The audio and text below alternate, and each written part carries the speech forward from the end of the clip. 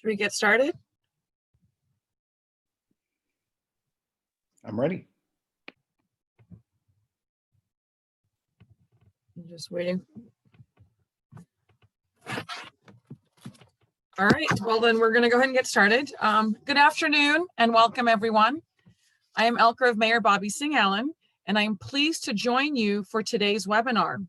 This webinar is being recorded and closed captioned to make this information available to as many people as possible. This recording will be shared on the city's website and social media platforms for those unable to attend this afternoon.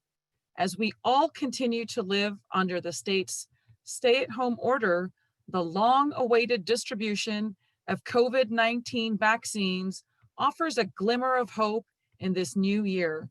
Vaccinations are currently being administered in Sacramento County in phases, starting with those at the highest risk.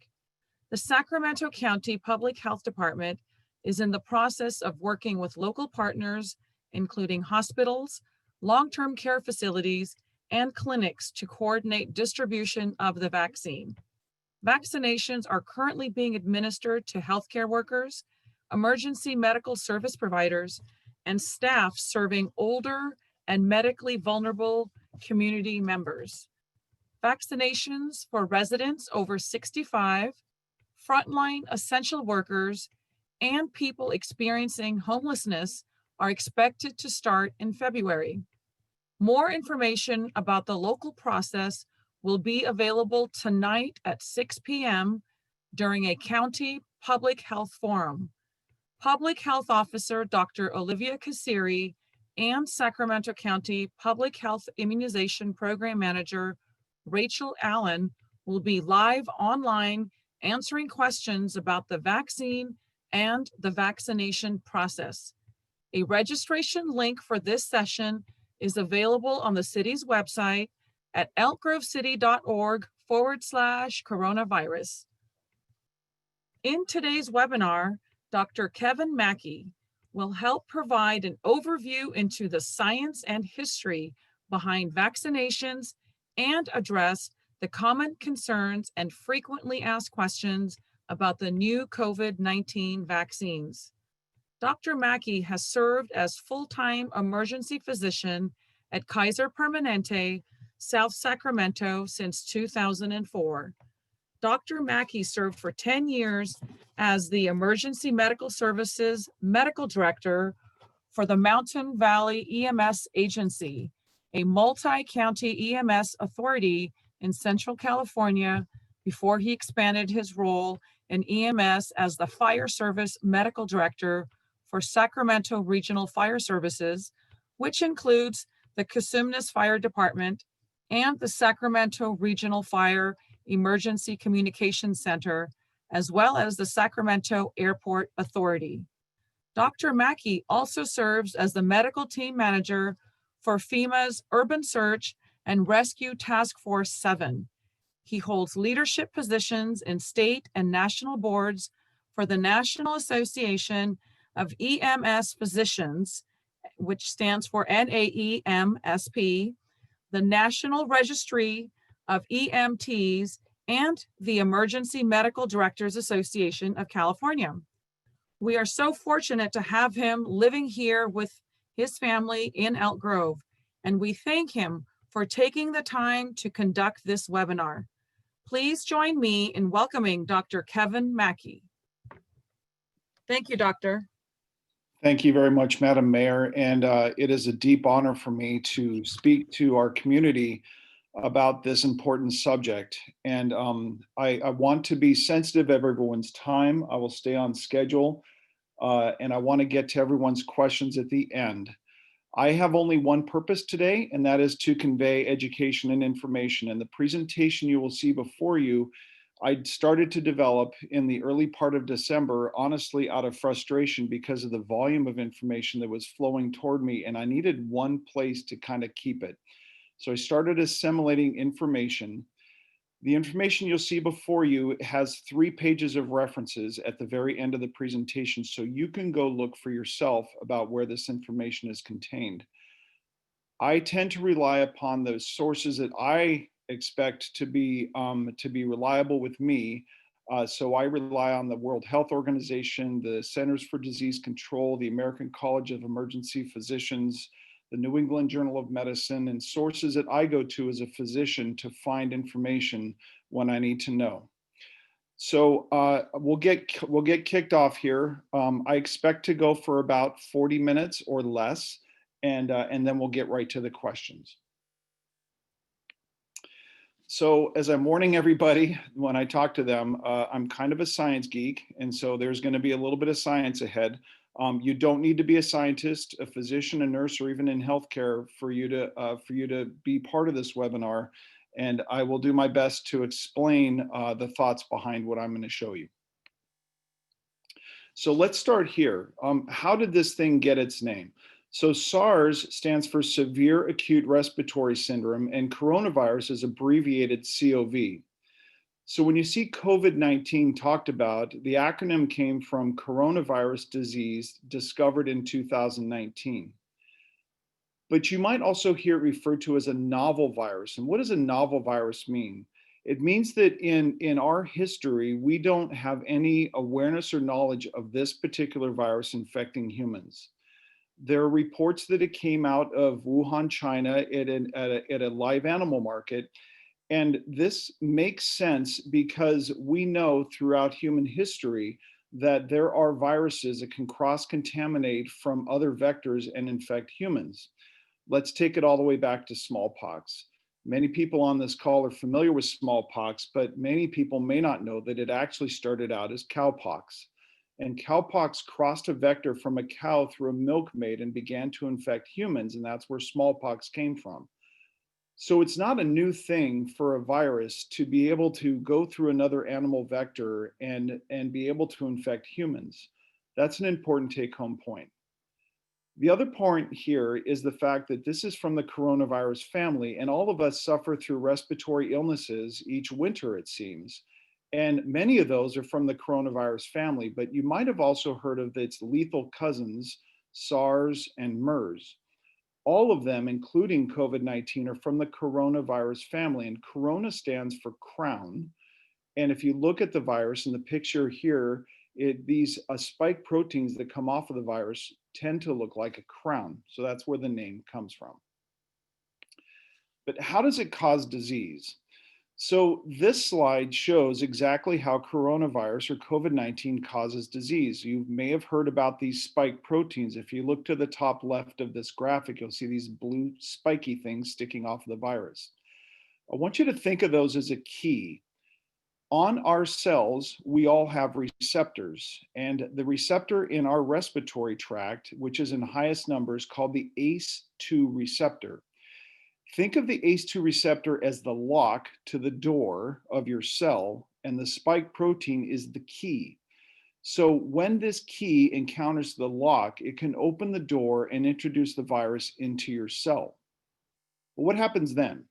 If you look at these blue exclamation point kind of things, these are called ribosomes. We all have ribosomes in our cells, but you can think of the ribosomes as kind of the Xerox machines or the copy machines of our cells. The ribosomes are designed to take RNA and to copy it and encode it to make protein. And that is what the ribosomes do. So the virus basically hijacks our copy system in our cells to reproduce itself. But viruses are engineered to make hundreds of millions of copies of themselves, and then they spread throughout the host and cause illness. So let's walk through vaccine history. This is back when polio vaccine was administered. And I want to walk you through a little bit of history of disease in humans. So you see the 1918 flu down there, and you see polio and smallpox, but you also see some things that we've encountered in the recent past, Ebola. So as you cross from the bottom left of this graph to the right side of the page, you go from not so contagious to extremely contagious. And as you rise from the bottom to the top, you go from less deadly to extremely deadly. So if a virus wants to cause a pandemic, it wants to be able to survive in a host long enough to be able to spread. And this is why Ebola wasn't able to spread as fast as it could have, is because it's extremely deadly. It kills its host before it has a chance to do widespread damage. But if you go to the other side and you look at measles, measles is extremely contagious and can infect a lot of people, but it's not as deadly. So if I were a virus and I wanted to create a pandemic, I'm going to live somewhere in here. So if you look at smallpox, polio, and the 1918 flu, those were all pandemics. And the 1918 flu infected about a third of the world's population. And because our medical records aren't as crisp from back then, we don't know really what percentage of the world's population died. I've heard numbers between 5 and 20% of those that got infected, but we do know it was deadly. And we do know that it infected about 1/3 of the world's population. So where does COVID-19 sit? If COVID-19 is going to be a successful pandemic, it kind of needs to be inside this circle, which is walking the tightrope of how contagious it is and how deadly it is. And COVID-19 sits right about here. So it's sitting in that circle and it's causing a pandemic because it has that perfect balance of how contagious it is and how deadly it is. So how do we fight disease? So many people maybe on this call, and I've experienced this, have had pneumonia, right? Pneumonia and things like that are caused by bacteria. But we already have a weapon in our tool chest to fight bacteria, and those are called antibiotics. Many people on this webinar probably have taken antibiotics before. But what about viruses? We don't have antibiotics against viruses. We do have medications that slow them down, maybe slow down their reproduction, but we don't really have anything that actually takes them out. So the only way to really combat a virus when it gets to the level of a pandemic is a vaccine. That's really the only weapon we have in our chest that can really fight a pandemic. So what are we talking about here? We're talking about immunity. Many of you have heard of this thing called herd immunity. So I wanted to develop a graphic of what herd immunity looks like so you can kind of wrap your brain around it. Let's take this center dot. This is a community, and this center dot represents a single individual that has contracted COVID-19. That person has had close contact with people around them, maybe hasn't worn a mask, maybe didn't wash their hands or didn't follow the guidelines recommended by the CDC. So that person infects a few people around them.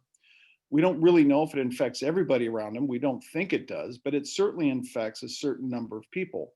And then those individuals, because they also don't follow the same guidelines or they go to large gatherings or whatever, they infect more people around them. And this process continues until it spreads through the community in a large number. But let's take that same person again and let's start rolling out a vaccine into the community. And some people around that person have had the vaccine, represented here by the blue circles. But not everybody around that person's had the vaccine. So that person can still get other people around them sick. But as we begin to roll out the vaccine further, the chance of this virus spreading throughout the community at the rate it does comes to a very slow grind. So a few people more get sick, but a few people more get vaccinated. And let's say like there's someone in the community down here that ends up getting sick, but look at the number of people around them already vaccinated, and the spread of the virus is extremely blunted. It slows way down. And so we can get ahead of it. That's the idea behind a vaccine program for a pandemic or for a virus, is to try to get ahead of it and so that you can basically cage it off and stop its spread. So we're going to take a little journey through what are vaccines and what's in development for COVID-19. And I'm going to introduce a concept maybe some people have not heard of. And honestly, I've kind of learned a little bit about this in the last couple of months. So there are 3 generations of vaccines out there, and currently in development for COVID-19, there are 9 first generation vaccines. These first generation vaccines use an attenuated version of the virus. So the actual virus is contained in the vaccine, but the virus is not infective. But our immune system is still able to learn what it needs to do to fight the virus. So some examples of first generation vaccines that we currently have available to us are influenza, polio, measles, mumps, rubella, chickenpox, rotavirus. Those are examples of current vaccines that we have, but the challenge with these vaccines is they take years to develop, actually years to grow, to not to develop, but years to grow, because we grow them in a medium that is extremely slow. So when you get your influenza vaccine, you might be asked if you're allergic to eggs. And that's kind of an odd question to ask somebody who's getting an influenza vaccine. But the reason for that is because the culture medium to produce the vaccine is eggs, and it's extremely laborious and extremely slow. So the production of the vaccine is extremely long. And in order to produce hundreds of millions of vaccines, it would take a really long time. So we move to the second generation of vaccines. There are currently 72 in development for COVID-19, and second generation vaccines, which some examples include hepatitis B, whooping cough, meningitis B. These vaccines might have tiny particles of the actual virus, but they don't have the actual virus in them.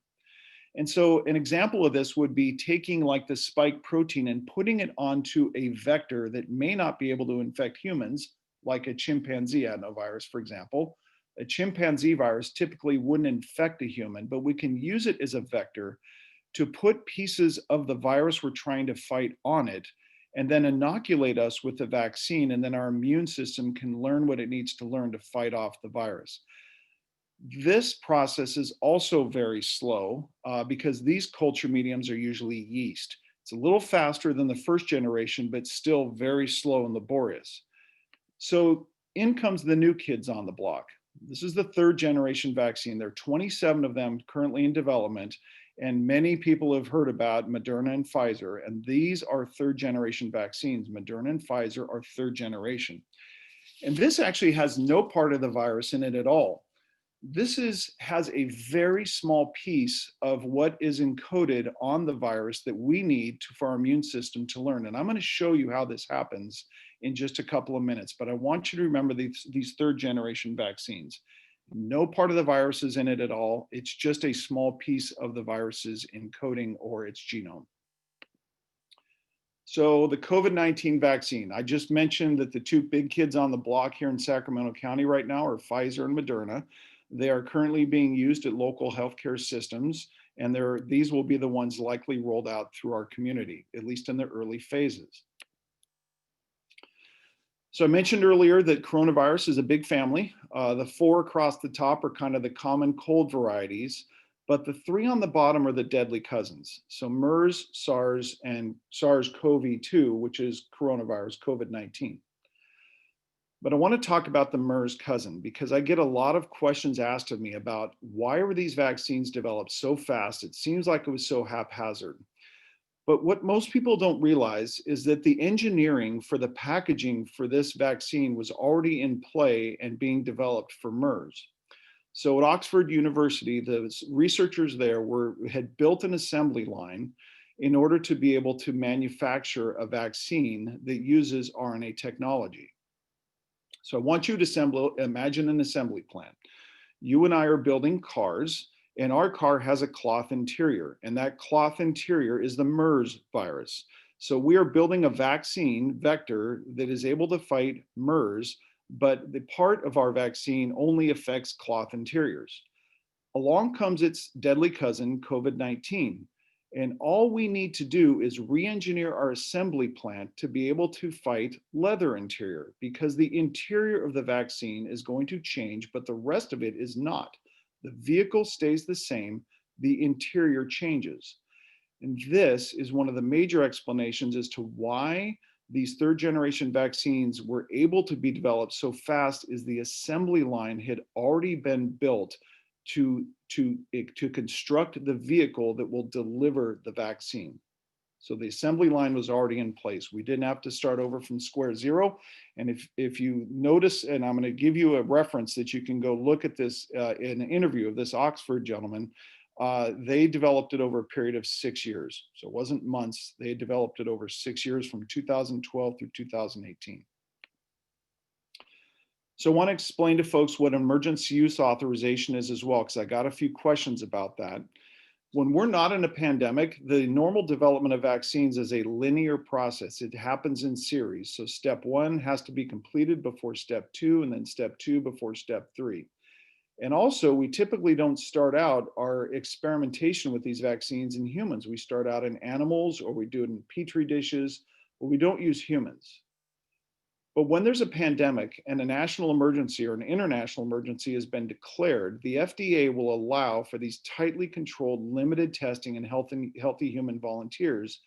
And for Pfizer and Moderna, those kicked off early in the early spring. So in the first phase, they generally test just a couple hundred people, and they see if the vaccine is safe. And then they expand the testing to start variable doses to a couple thousand.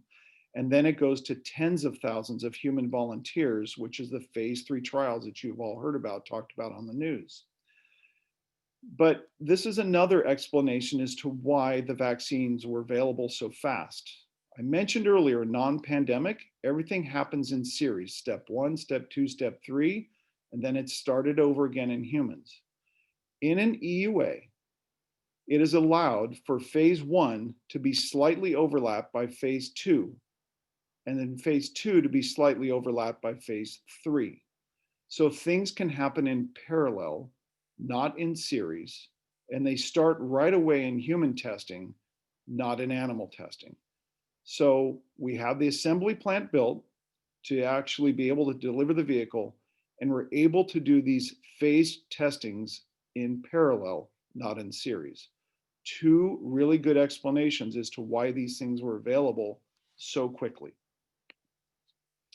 So I wanted to share with you all some statistics on Pfizer and Moderna. These are the phase 3 statistics for Pfizer.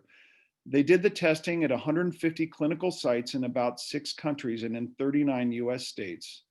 There were just over 42,000 that received both doses of their vaccine, and their age ranges went from 16 to 17, and then 12 to 15, there were a couple. But for the most part, these were tested in adults, ages 18 and over. And they were purposeful in balancing the population in who they tested, and also testing it in folks who had chronic conditions.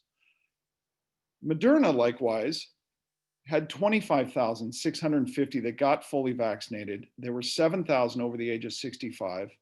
And there were 42% of their enrollment, so almost half of the people in this trial had co-infection or other medical problems like diabetes, high blood pressure, HIV, hepatitis, and 28% were from underrepresented populations, minority populations. So again, another well-balanced trial in the phase 3 in over 25,000 individuals. And the question gets asked a lot is, how long is this immune protection going to last? Well, we don't know how long it's going to last because we don't have the crystal ball, but we can tell you that in these phase 3 individuals that had the vaccine, that their immune response is still extremely vigorous. In the middle part of December, the New England Journal published an article that just talked about how antibody protection is still existent in these phase 3 individuals in the Moderna trials. Pfizer has a similar publication about the vigorousness of the immune response still months after getting the vaccine. Little side-by-side comparison, they're both RNA-based. They both require 2 injections spaced days apart.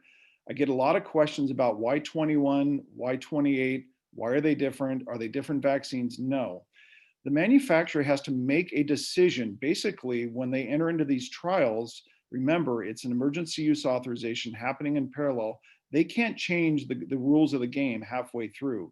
So Pfizer chose a 21-day spacing and Moderna chose a 28-day, but both vaccines have latitude to go a few days on either side of that 21 or 28 days. They're not locked into that, but they couldn't change to a longer spacing in the middle of their trial. They are both essentially identically effective, 95%, 95% effective. And this is a major take-home point. This is one thing I want to make sure everybody hears me say.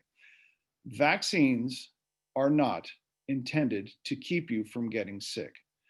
Individuals in these trials, even though they'd had both doses of the vaccine, some of them still contracted COVID-19. Here is what a vaccine is designed to do. It's designed to prevent us from getting serious disease, from going on to ventilators, having long-term effects on our lungs, on our heart, on our brain. So vaccines are designed to protect us from basically the deadly effects of a virus. That's the take-home point. You can still contract COVID-19. It's considerably more rare, but you cannot get the serious side effects. And I'm going to show you a graphic of that in just a second. And then finally, the common side effects are pretty common between them. I had my first dose on the 18th of December. I had some arm soreness after that, kind of like what you get with an influenza or a tetanus shot even. And then some people, after they're getting their second dose, have a little bit of a fever, maybe a little bit of a headache or some muscle or joint pain, but that just lasts for about a day. So how do these vaccines actually work? Well, I'm a huge Matrix fan, and so I borrowed a little bit of the Matrix technology, and it's through replication. So this is exactly how they built this vaccine. So take this coronavirus. The genome was sequenced very rapidly out of China when it was identified, and US scientists worked extremely quickly to identify what the entire genome, or the RNA, the key part of how this virus reproduces, what it looked like, what the sequence was. And they found that this little red squiggly part in the genome of the virus encoded these spike proteins. And it's these spike proteins, these red spiky things sticking off, that are the part that our immune system is able to identify, attack, and shut down.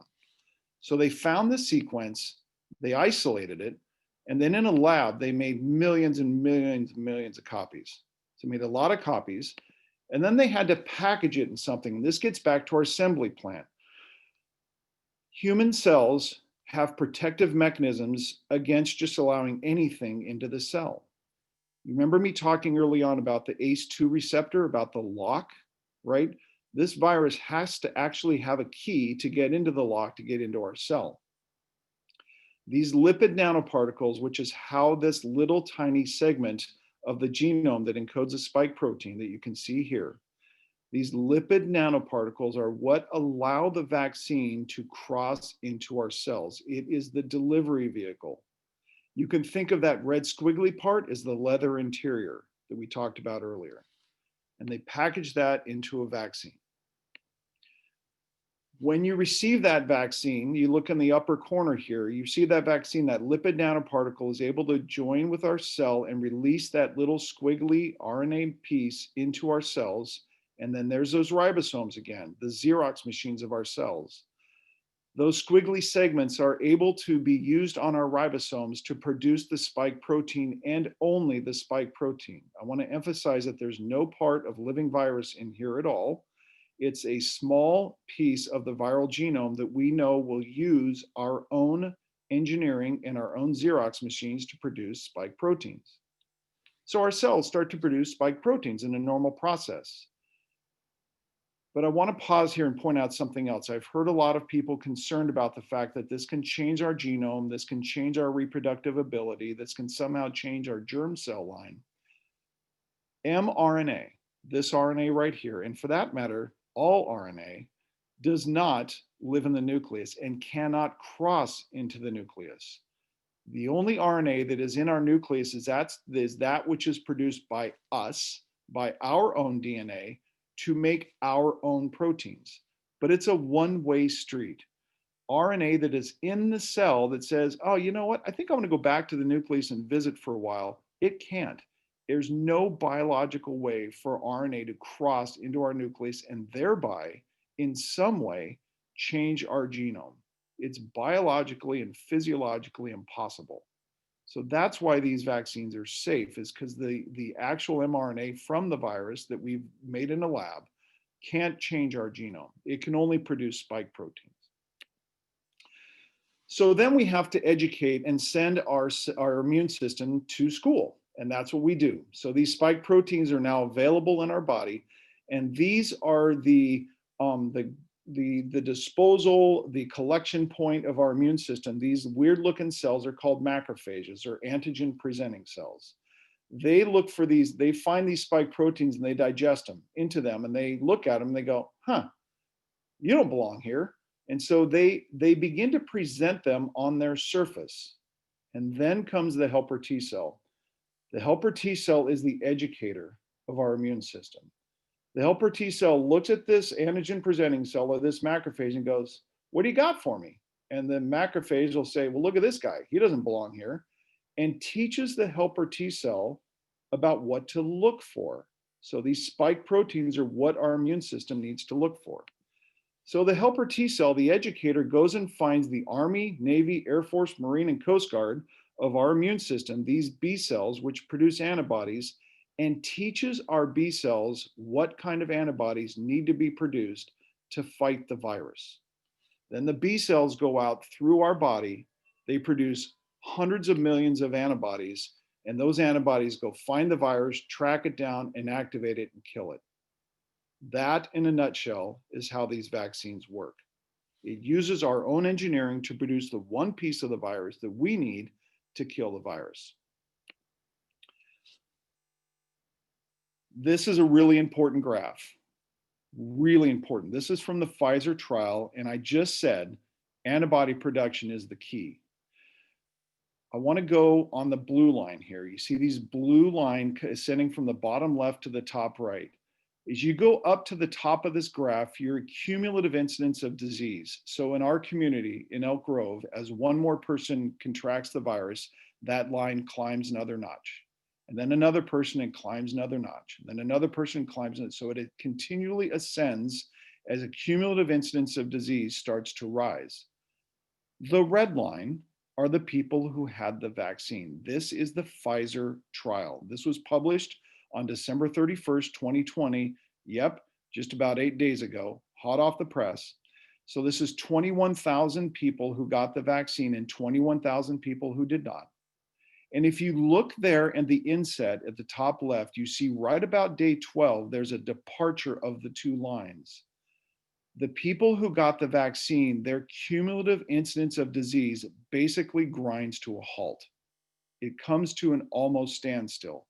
As I mentioned earlier, those little circles in there do represent people, and this is after the days of after the first dose. So this is 12 days after their first dose, let alone their second dose. The cumulative incidence of disease comes to a near grinding halt, even though a couple of people can still come down with COVID-19. Very important graph. Our antibodies go to town about 12 days after our first shot. Pregnancy and lactation, I get asked this question a lot because there is some information out there that you have to read the fine detail on. So the Centers for Disease Control recommends that you discuss this with your doctor. If you are pregnant, if you're lactating or thinking about becoming pregnant, Pfizer and Moderna are currently evaluating the safety in pregnancy and lactating women, but we don't have enough data. Oddly enough, in the trials, there were 36 women who became pregnant and also were in the trials, but none of them so far appear to have had any adverse effect to them or to their fetus. And the American College of Obstetrics and Gynecology actually came out with a position statement over the last week that encouraged pregnant women and lactating women to get the vaccine. So how do you reconcile this, right? The CDC says, well, we don't know enough. The American College of Obstetrics and Gynecology says, go ahead and get it. And this is kind of where I kind of come to a conclusion of the two. The safety. There is no live virus in the vaccine. The vehicle for the vaccine is destroyed quickly, which is that lipid nanoparticle, and the mRNA can't change our human genome. So if we take those pieces together, if you are a woman that's at high risk, you have chronic medical problems, or you are in a high-risk population, you might want to consider getting the vaccine. However, remember, this is a personal choice. This should be discussed with your doctor. If you're lactating, it is just highly unlikely to affect an infant, and it should be considered safe. But again, this is a personal decision you should make with your doctor. So what about this new strain of the coronavirus found in these 3 US states and also the one in South Africa? And there's a lot of alarm about that. I just wanted to take a moment. And again, I'm learning like you are from the information that's coming out. And I'm trying to digest it. I did a fair amount of reading about the strain in South Africa last night because there's some alarming news that says that our vaccines may not be effective against it. So I went to some sources that I trust and I found some information for you. First of all, yes, both of them seem to be a little bit more contagious. In other words, they're more infective than the average strain is that we first started to see. The scary thing is it seems to disproportionately affect or infect people who are 20 years and under. And I don't know what to make of that. Whenever you see that news, is it the virus is engineered to recognize your card? Like, does it ask you for your ID and your age before it infects you? Well, no, it doesn't. It could be that, the people in that age population are just kind of over this and kind of done, and they're back in large gatherings. It could be that too, but we are seeing a disproportionately higher number of people under the age of 20 who are getting infected.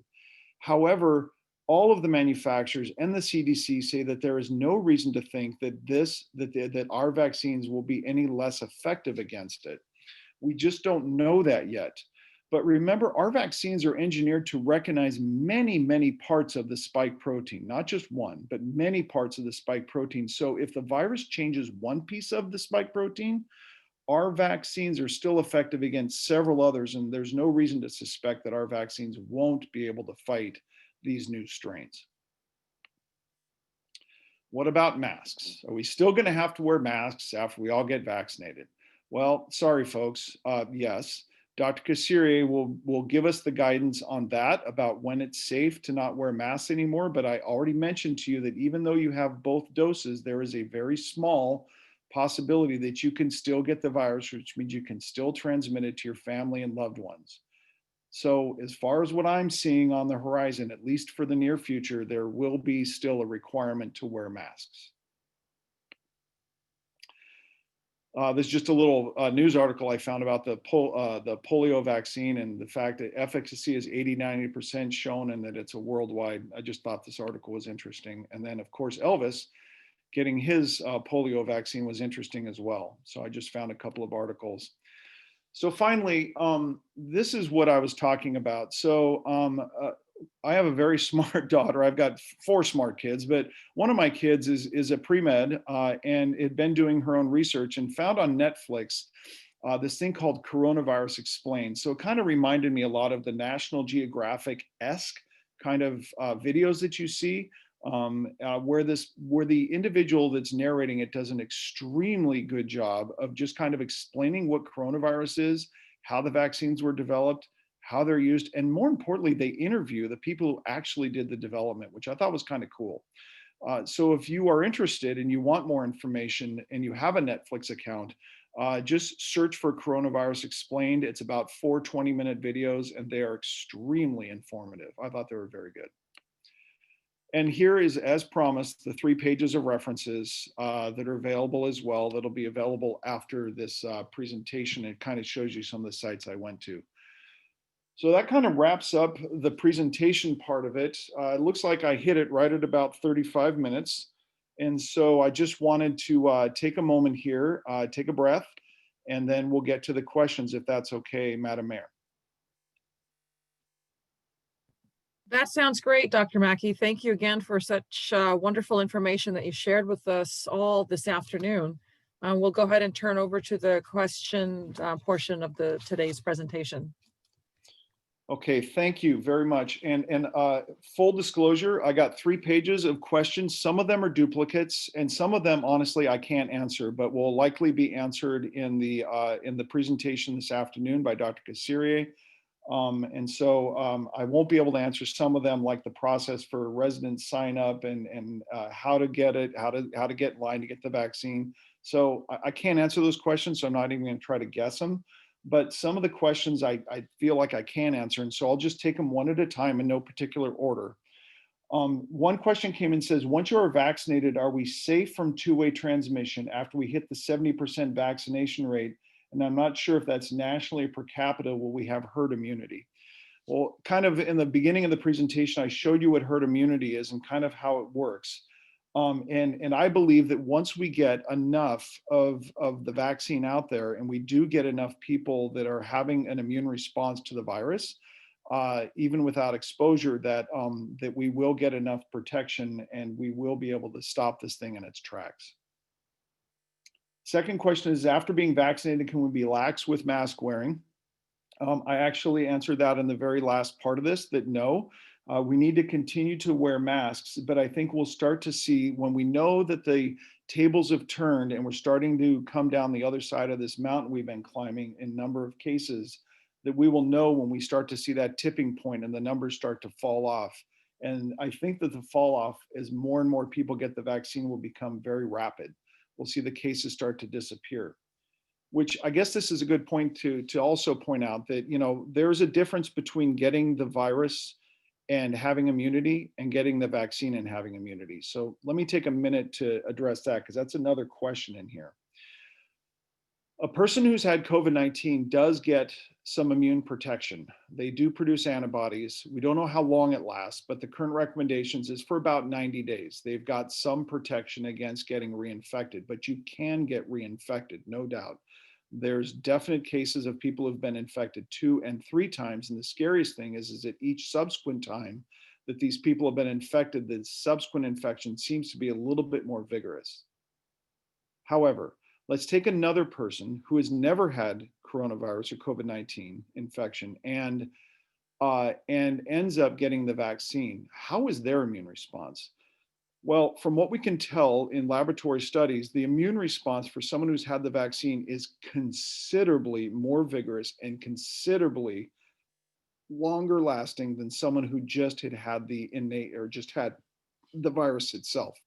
So the take home lesson is the vaccine produces a much more vigorous response and it appears to last much longer.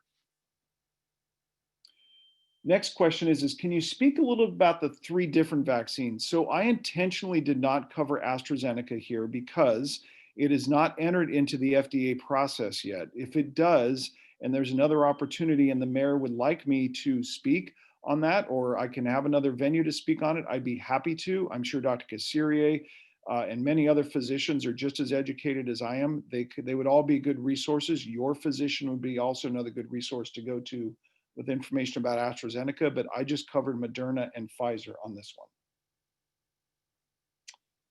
one. Next question came in, are people who get this vaccine still susceptible to get COVID-19? I think I answered that, and the answer is yes, you can still, but the numbers are considerably less. I can tell you in the Pfizer trial that of the people in the Pfizer trial that got their second dose, only 11 of them became infected after their second dose, 11 of the 23,000.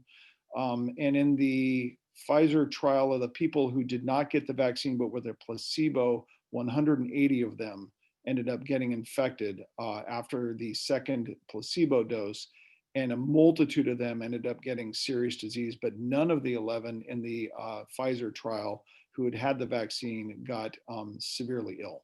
So that was good news. And I just answered that question. This next question was, how is this different from the body's ability to build immunity? In those cases, I just answered that question. Has some research been overlooked? So this person had mentioned they'd read an article about how they did not research the protein from COVID-19. From what I have read, that's not true. The sources I've gone to says that this was actually researched in earnest and vigorously. And again, some of the processes were sped up because we're able to do parts of the phase trials in parallel. And also we had the vehicle for the vaccine already built, which is a major piece of this whole thing. Next question, why have they not made a safe vaccine for a 6-month-old like they do for flu vaccines? And the question goes on to ask about children and traveling to other countries. And the vaccines are recommended to be administered by a certain age by the CDC. Yes, the 2 vaccines do have administration requirements for ages. One of them is 16, the other one is 18, but none of them are under 16 yet. And the reason for that is because that research is ongoing.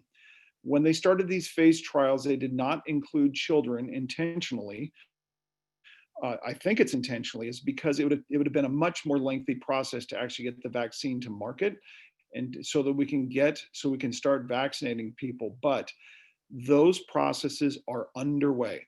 I don't have an estimation about when we will be able to vaccinate people under the age of 16 or 18, depending upon the vaccine that you choose to get or that's available to you, but that will be forthcoming. Next question is, let me see here. There's one I definitely want to get to that talks about return to work. Is it safe for someone who is a diabetic or has hypertension to receive the vaccine? The answer to that is yes. If you have a history of allergic reactions to vaccines, they will watch you for a longer period of time. The only people who should not get this vaccine are people who have known allergic reactions to the components of the vaccine. And you will be offered the opportunity to provide that information before you get the vaccine. So let's say you make a vaccine appointment, don't really know what's in the vaccine, you show up, you will have an opportunity to discuss that with a healthcare provider before you get the vaccine to make sure you won't have a severe allergic reaction. At my shop at Kaiser South Sacramento, we've had what I think we've had 2 allergic reactions to them. They were rash, nothing severe or serious. And both of those individuals did fine and ended up going home. Does the vaccine prevent virus contraction or lessen its impact? I think I answered that. It does do both. It definitely lessens its impact, and it also lessens the number of people that get sick. Will vaccinated people be required to quarantine if another member of the household becomes ill with COVID-19? I didn't know how to answer that. I think that's a better question for Dr. Kasserier and the Department of Public Health. My imagination is in the first parts of this, yes. I think that still people, until they've had both doses, and will be required to quarantine. But again, that's a good message or a good question for the Department of Public Health, probably outside the scope of my ability to answer. How will people know what types of side effects this vaccine may have on people? We're basing this off of 75,000 people in the 2 phase 3 trials for Moderna and for Pfizer. And the side effects seem to be a sore arm, maybe a low-grade fever, a little bit of muscle aches. But here's the key. This is extremely important, ladies and gentlemen. The major side effects, it appears, with this vaccine is happening after the second dose. So your first dose, you get a little bit of arm soreness and muscle soreness. It's after the second dose that you're getting a little bit of those low-grade fevers and muscle aches. So just watch out for that and expect that. I talked about the new strands. There's a question here about a new strand already in California. I addressed those new strands. There are new strands. Viruses, just in their history and how they work, they mutate, and there's new versions. And the reason for that is because when they make hundreds of millions of copies of themselves, every now and then the genome is just a little bit different, every now and then, and that produces what these new variants are. But that doesn't mean that the vaccine is any less effective. I understand that one of the vaccines can make you sterile. Is that true or false? I've addressed this already, that there's no biologic or physiologic way for the RNA piece of this to get into our genome and change us. So no, it won't make you sterile, and it also won't change your genome. If I get the vaccine, can I still pass it on to another person? I think you mean COVID. And the answer to that is yes. If you still get COVID, even if after you've had the vaccine, the virus is still transmissible from your nose to the people around you. So yes, it still behaves the same, even if you've had both vaccines and are one of those rare people that ends up contracting the virus again. There's 2 more questions. Why vaccinate if the survival rate is above 98%? Well, there's a big assumption there, and that big assumption is who the 98% are. So yes, it's true that it appears that kids, at least in the early phases of this, didn't seem to have as high a problem with this as folks who were older, maybe in their 70s or 80s. But what we're seeing now is these new strains seem to preferentially, or at least appear to be, picking on people who are younger. And so more of those people are getting sick. But as a physician that works in a local emergency department that services your community, I work shifts in the emergency department, and I've put people on ventilators who are in their 20s, their 30s, their 40s, their 50s, their 60s. The virus doesn't pick and choose who's going to get sick. It just infects everybody, and it's the individual's own makeup that determines how sick they're going to get. So vaccinating ultimately, as I've pointed out in this presentation, is going to protect you from the serious illness, from that ventilator, from having the long-term cardiac effects. And then finally, I really wanted to get to this question because there's questions I get about how to be cleared to return to work. Everything we hear about sanitization and knowing and not getting sick, do you need a new test to clear you to go back to work? Is a letter from your doctor sufficient for your employer to let you go back to work? There are a lot of good questions here. And rather than me answer all of them, I pulled a piece out of Cal OSHA. So Cal OSHA came out with guidelines within the last 2 weeks. And the Cal OSHA guidelines, and I'm going to quote them because I just pulled the guidelines out and put them at the bottom of this question. This is right out of Cal OSHA, the return to work criteria. So for COVID-19 cases with COVID-19 symptoms shall not return to work until 1, at least 24 hours have passed since a fever of 100.4 or higher has resolved without the use of fever reducing medications. This is very similar to the CDC guidelines. So you have to have a 24-hour period without a fever. And the COVID symptoms have to have improved. And at least 10 days have passed since COVID-19 symptoms first appeared. So you need to have 10 days at least on the calendar that since you first developed symptoms, and you have to have a 24-hour period of no fever before you can return to work. However, the key is a negative COVID-19 test, at least according to Cal OSHA, is not required for an employee to return to work. Now, if your employer follows Cal OSHA guidelines, which like the fire service, we all do, we are not requiring a negative COVID-19 test for a firefighter to return to work after they've experienced COVID-19. We are following the guidelines that were outlined above. And that takes us to 12:51, about 51 minutes in length. And again, I really want to thank Mayor Singh-Allen and the staff in the city of Elk Grove, certainly Cosumnes Fire Department, Chief Rodriguez, who's the fire chief for Cosumnes Fire Department, for his partnership in this as well. Chief Bear, the operations chief, and Chief Clark, the EMS chief, and everybody. And thank you for your interest in joining and logging in. The education part of this is extremely important. And it's important we get the correct message out there, and so that we all can make an informed decision. Because at the end of the day, getting this vaccine is a personal choice, but that personal choice should be vetted through education and proper information. So thank you very much, and I appreciate the time. All right, well, thank you so much, Dr. Mackey, for providing invaluable information this afternoon. I truly learned a lot. And I also want to thank all of you for joining us for this afternoon's webinar. Once again, if you still have questions, please consider joining Sacramento County for their online public health forum tonight at 6 p.m. on Zoom.